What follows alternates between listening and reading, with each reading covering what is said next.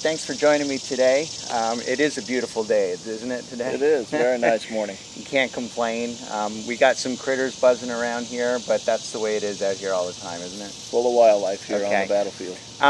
Tell me about Kernstown Battlefield. I'm new to the area, okay? A lot of people watching don't even know. What battle are we talking about? Well, actually 3 battles, 2 major ones.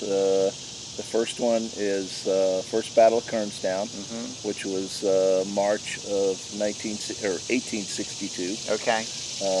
Not 19, 18. Not 19, okay, 18, got it. yeah.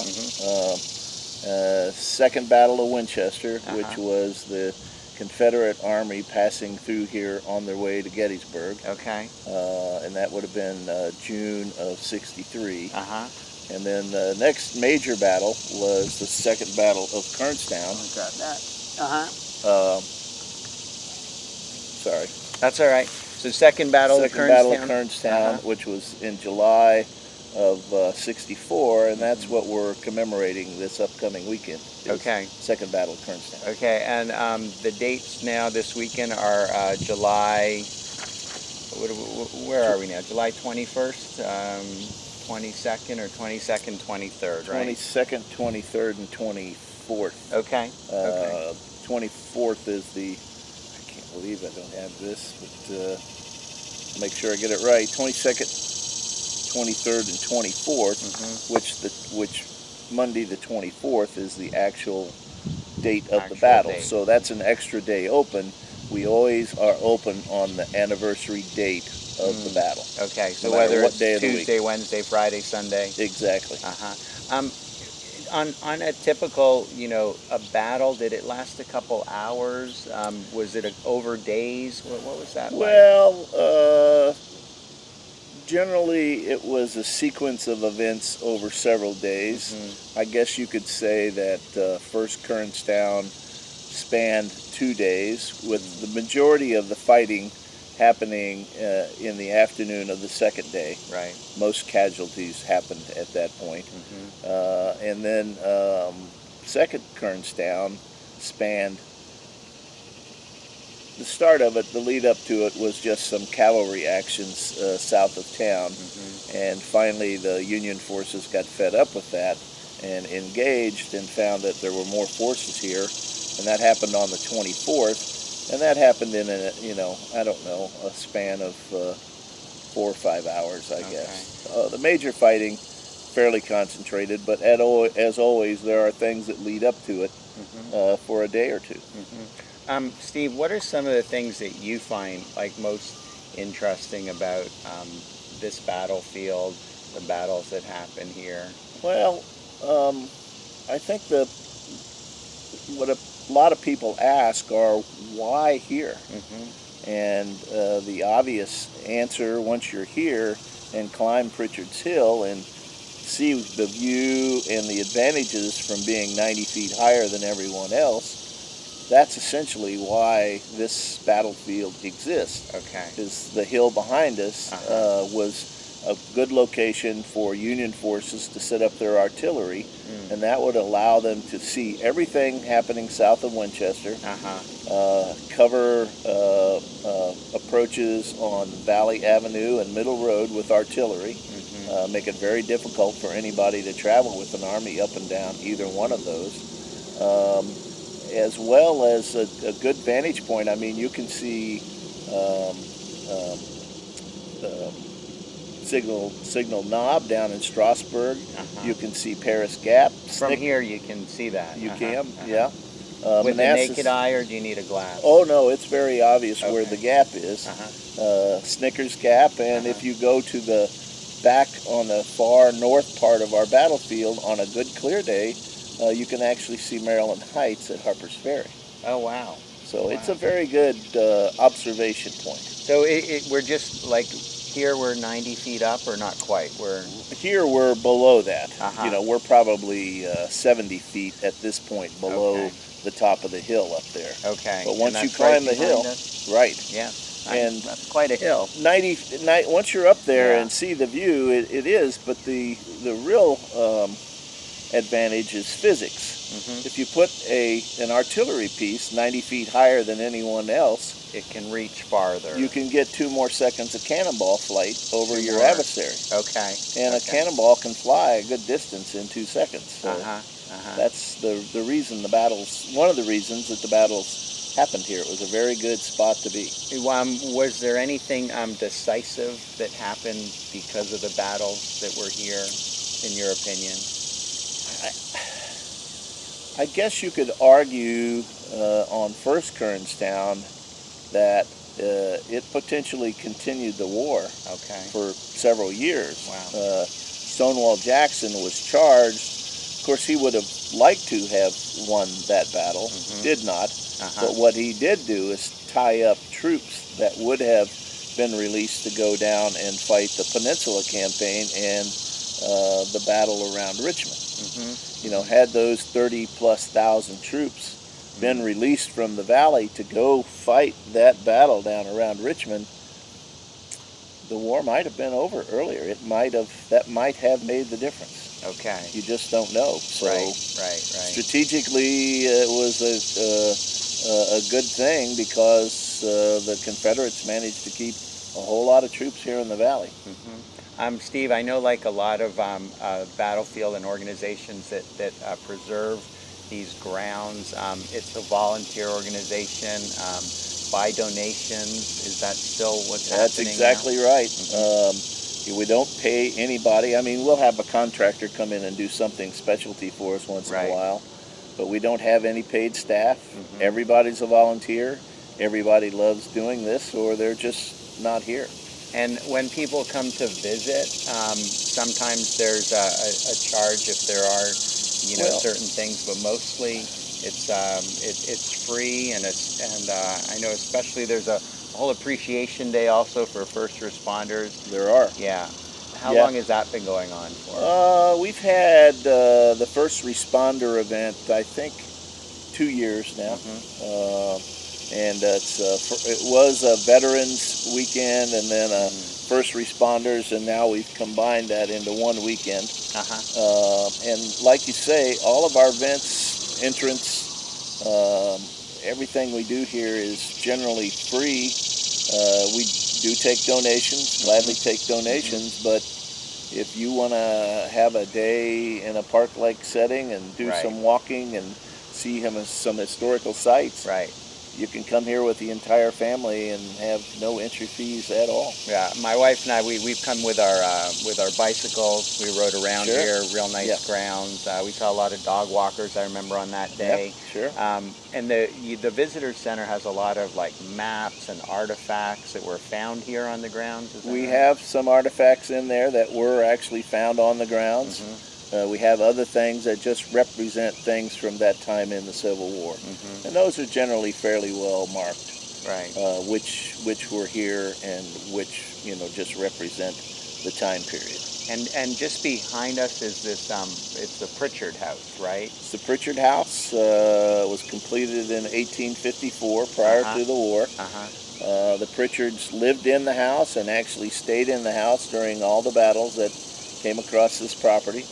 We have no evidence of a cannonball or shell ever hitting the house. Wow. But is that unusual in the area? Or? Not necessarily, unless one of the two armies decided to put troops in there. And then it would become a target. So apparently that was not the case. Now, it was used as a hospital after each of the battles. Was it? So either Union or Confederate, and they took troops from both sides in there. They didn't just help their own. It was, the local civilians turned out and helped Union and Confederate. If you were suffering, you were going to get some aid. That's I've heard that around all of Winchester. That was just the way it was, the whole changing hands and not moving the wounded. I mean, it was bad enough, right? Oh, it was, yeah. Tell me about some of the other events. Not going back this whole year now, but I know there's a lot of annual events. You just had some Highland games. So did you have the bagpipes and the kilts running around here? We had everything but bagpipes. No bagpipes. Okay. Bagpipes are hard to get. They are in great demand. There's not enough guys doing that, and they're booked up for weeks and months. And Steve, I grew up in Canada, and all of my friends played bagpipes. I wish I'd learned. yeah, I know. Well, you would have a permanent home here at Right. Kernstown. Okay. So but no we bagpipes. but we had island games. Irish and Mhm. Scottish dancers from Nice. a couple dance troops local. Okay. We had musicians and the competitors themselves, which some of them had just come from the World Games in, I'm going to get this wrong, well, it was either Greenland or Iceland. I don't remember which.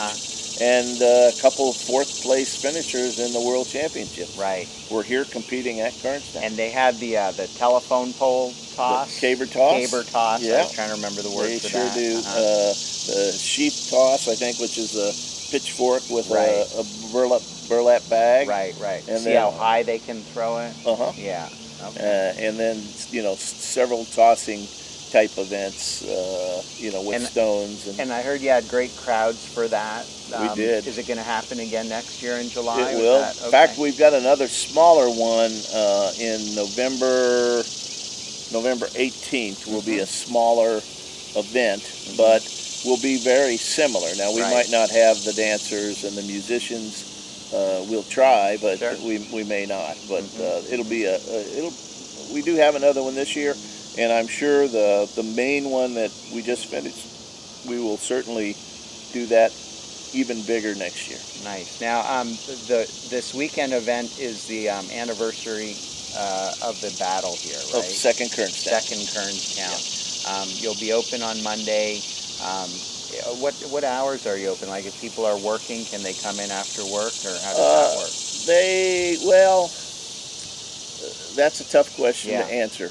We're normally open Saturday from 10 to 4, Sunday 11 to 4, and then Monday will be open 10 to 4, but we seem to never get out of here before about 5:30. Right. And what people need to understand is, if you just can't make it during those hours and you have a group or you want to bring your family, just go to our website, get our phone number, give us a call. With a day's notice, we can always have somebody out here to give a tour of the battlefield. That's fantastic. Yeah. What is your website? You know it offhand? Kernstown Battlefield Association. Okay. Yep. Kernstown Battlefield Association. Yep. We'll get that in there also. Sure. On the link and everything when it gets shared. Yep. Some other things that are going on. I saw next month you have a Stonewall Jackson seminar. We do. That's in combination with our Civil War weekend, and we've got a couple of authors that are going to be here, and they're going to talk about Stonewall Jackson and the Valley Campaign. And that's just one of our events that weekend. We're having a lawn party and a picnic here, as well as the 45th Virginia Infantry is going to be here doing a living history military drill demonstrations, and they're going to camp here as well. Is that in August? That's August 19th. Okay. Yeah, Civil War weekend. This weekend, will there be anything like that here? This weekend, we've got several events planned. The first is Saturday at 10 a.m. We're going to have Scott Patchen, which is a local author. He's written several books. The one that covers Second Kernstown, the Shenandoah Summer. And he will be signing his books before and after his tour at 10 a.m. And he gives a very good tour describing what occurred on this battlefield for Second Kernstown. We've got Dennis Kellison coming in here, who had a relative that fought and died here at Second Kernstown. And it's an interesting story, as he did research on his relative, Private Lafayette Swiger. He found that his Private Swiger's musket was actually out there somewhere, and went on an exhaustive search and actually found and bought that weapon back that his relative carried and died with in his hands here during Second Kernstown. Wow. So he'll be here from, I think, 10 to 4 on Saturday, talking about his relative and the search and how he ended up finding that weapon out in, I think, a pawn shop in West Virginia. Oh, my. So it's a very interesting story. Of all the events, do you have one that you enjoy the most here? Um, well, I think if you're new to Kernstown and fairly new to the Civil War, the tour at 10 a.m. would be the thing to do. Right, right. It will give you a feeling for why Winchester was key in the war, why it changed hands so many times, and what the significance was of the Second Battle of Kernstown. And I'm sure Scott would be glad to discuss anything else. But it's a very interesting story to have told to you if you have no idea what this little town in the valley went through 150 plus years ago. Right, right. And the Battlefield Association here, is it acquiring more land? Is that something that's happened recently? I think I've heard about that. We have. We engaged. We found a piece of property called Sandy Ridge. I shouldn't say we found it. The historians here have been trying to get a hold of it for many years. Right. But we always kept our eye on it. And when the owner of the property passed away, we engaged the Civil War Trust. Said, hey, this is historic property. We would really like to add that to our battlefield. And we managed to make that happen. So this last March 23rd, we added 72.4 acres to our property, and that gets us up to around 388 and a half acres. It gives you a lot of lawn to cut, doesn't it? It does, yeah. A lot of grass to bush hog up on Sandy Ridge now, but it was a significant piece of property where the Confederates, Stonewall Jackson, had his artillery, which actually had a duel with Prichard's Hill, firing artillery shells back and forth. So it was a very, very good event for us. Wow. Well, Steve, thanks so much having this talk. I know also that the battlefield is part of the Artisan Trail. Are you seeing a lot of traffic from that as well? We do see people here, yeah. We are, yeah. That's wonderful. Yeah. And we've also got events on Sunday. Our own Larry Turner's giving a briefing in our conference room on the development and use of artillery fuses during the Civil War. The National Park Service will be here at 1 p.m. to give what they call 1864 in a box, which talks about the entire 1864 Valley Campaign. Wow. So we've got a lot going on. And then we're open on Monday for the anniversary of the battle. Right. And if people miss this weekend because they're watching this at another time, come anytime. We can cover all of this anytime you want to come. Right. We really can. Well, that's wonderful. Thank you so much. You bet.